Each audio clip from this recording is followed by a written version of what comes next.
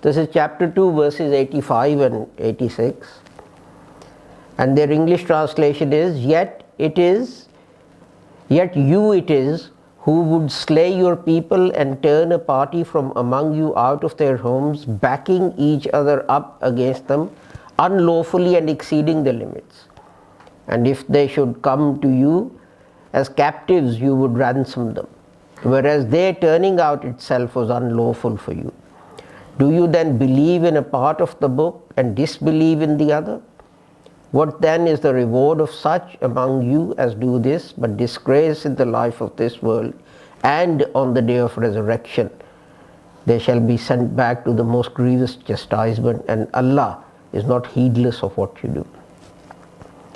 These are they who buy the life of this world for the hereafter, so their chastisement shall not be lightened, nor shall they be helped. I just want to talk about one part of this verse, which is, do you then believe in a part of the book and disbelieve in the other? In my opinion, for a start, this actually refutes the theory of abrogation that is current amongst our Sunni brothers and sisters. That certain verses of the Holy Quran are abrogated. This says, do you believe in one part of the book and reject other parts? So, if you believe in theory of abrogation, this is what you're doing. You're saying certain verses, certain parts of the Holy Quran are no longer effective. But there is a deeper meaning to this part of this verse, and that is that if we look at the Holy Quran, it says pray and give charity, salat and zakat. It mentions these things together. But we pray, but when it comes to zakat, we find all manner of arguments, hujjat it's called by the fuqaha. We find some argument to get away from having to pay zakat. So we believe in one part, salat, because it doesn't cost us anything. It's free. And when people stand outside and they look at me bowing and prostrating, they say every time we look through Shahid's window, he is praying, what a holy man he is. That's why we do it. Not to attain closeness to God, but to impress people. But people may not realize that we've given zakat. We may give to the central element, we may give to the UK Jamaat here, so it may be used for whatever the Muslim community needs. And no one would know how much zakat Shahid gave, or Azhar gave, or this one gave, or that one gave. So, if in effect, this is what the Holy Quran refers to in the next verse, you buy the life of this world by selling the hereafter. If you prayed to attain nearness to God and no one saw that you were praying, then you would be earning a reward for the hereafter. But you prayed in front of the window so that the whole neighborhood can see you for their praise, so you don't care about God's praise. You care about the people outside. And this is something we frequently hear. What will people say? What will my neighbors say? What will my friends and colleagues say? If they find out I'm an Ahmadi, what will they do? What will they say? And this is reflected throughout our lives.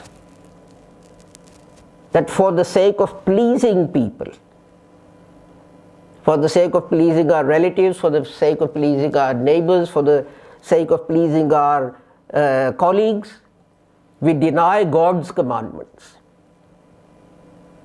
There are people, and this Jamaat is an example of the people who believed in the whole of the Holy Quran. Do you know of any example where there are two people in the court and one man is claiming something from the other, and the defendant says, if that man's son says that what he is claiming is true, I will give up my defense. Do you know of any examples? Hazrat Mirza Ghulam Ahmad was an example. He did exactly that. Why? Quran says, give true witness even if it's against your relatives. I met someone in Pakistan, and that person was saying, they never lie, and so on and so forth. And I mentioned to them, and I said, well, I'm sorry you're making these claims, but on such and such occasion, you told this lie. And I was told, majboori thi. I had to do it. But where does it say in the Holy Quran that if you have to do it because it's going to hurt some relative, you can lie? The verse is specifically the opposite. Tell the truth even if it hurts your parents, it says. And your near and dear ones, it says. You see, people ask me, they say, why are Muslims in the state that they're in? Well, read the Quran. It tells you.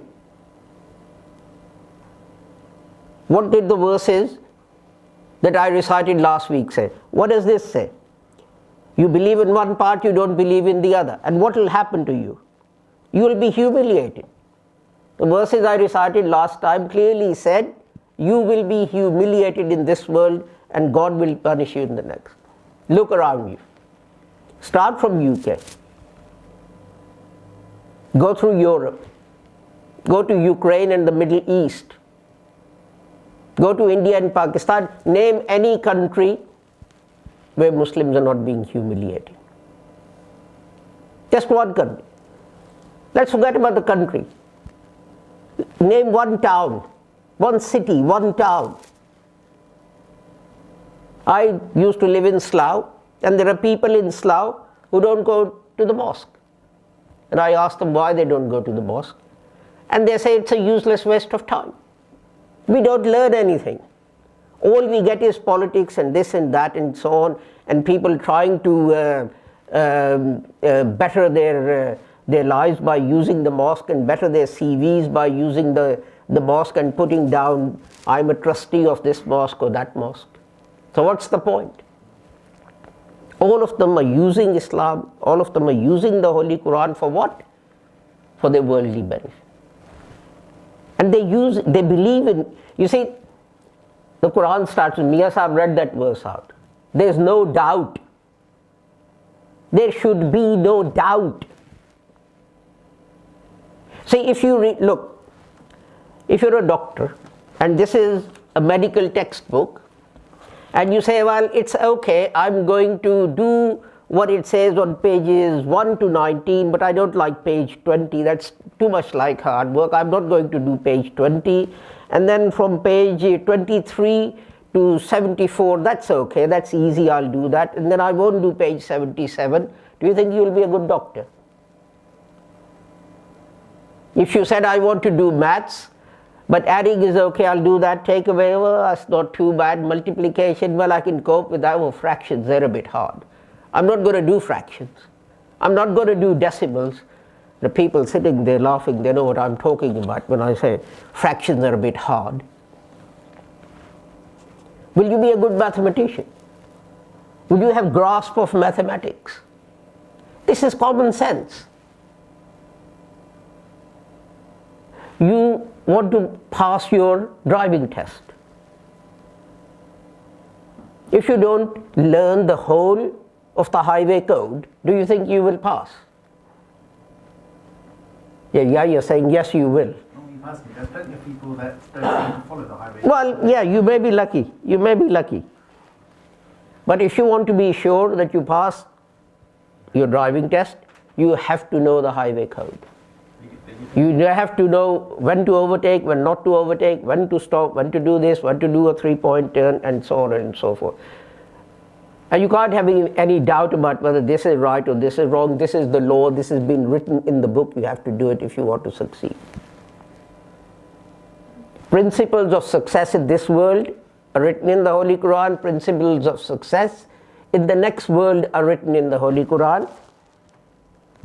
Whoever, it doesn't matter whether you believe in God or not. It doesn't matter whether you're a Muslim or not. It doesn't matter whether you are a Christian or a Jew or a Hindu or a Sikh or Buddhist or whatever you are. If you follow the principles of the Holy Quran, which lead to success in this world, you will be successful. So, Professor Hassan Askari was quite right when he said, when I look around the world, I see people whose names may not be Muslim names, but who are Muslims. And when I look around the world, I see people whose names are Muslim names, but they are not Muslims. Because they are not in fact acting in accordance with the teachings of the Holy Quran. There's no point in saying, why aren't we successful? The Quran tells you why you aren't successful. If you're not going to pay any attention, I used to give private tuition, and I'd go to a student, I'd tell him something. And I tell them, you'll get A, you'll get B, you'll fail. I mean, to some of their parents, I'll say, why are you bothering to waste your money? I come around, he's not interested. And he would say, how do you know I'm going to fail? But you can tell.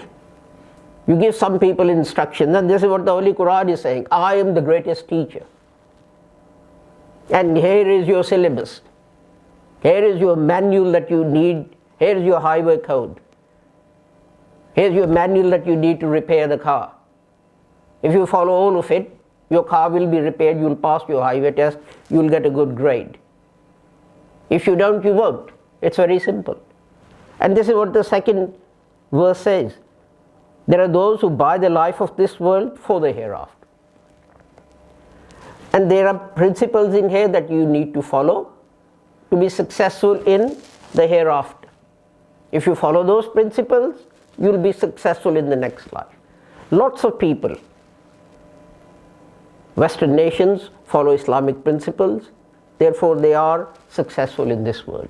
But they will not be successful in the hereafter because they do not follow the principles that are going to make them successful in the hereafter. It's very simple. A girl becomes pregnant if she keeps smoking, then the baby that is born is not going to be as healthy a baby as if she didn't smoke. Why? Because she didn't follow the principles which would lead to giving birth to a healthy baby.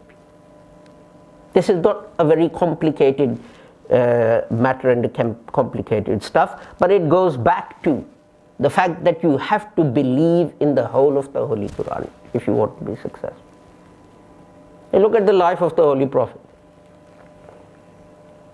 There's a need for funds, he makes an appeal. Hazrat Usman brings a quota.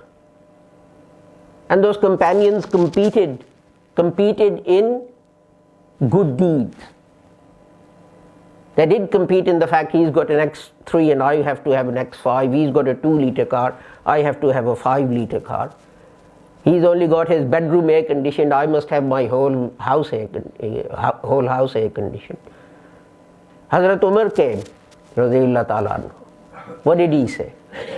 I'm going to outdo Abu Bakr today. In what? In making sacrifices in the cause of Islam. I brought half my possessions. And then Hazrat Abu Bakr Radiyallahu Ta'ala came. And he brought everything that was in the house. And the Holy Prophet said, "Oh Abu Bakr, what have you left behind?" And what a wonderful reply Hazrat Abu Bakr gave. What more do you need to survive other than the name of Allah and His Prophet? You don't need anything in this world. And if you have that, you don't need anything in the hereafter either.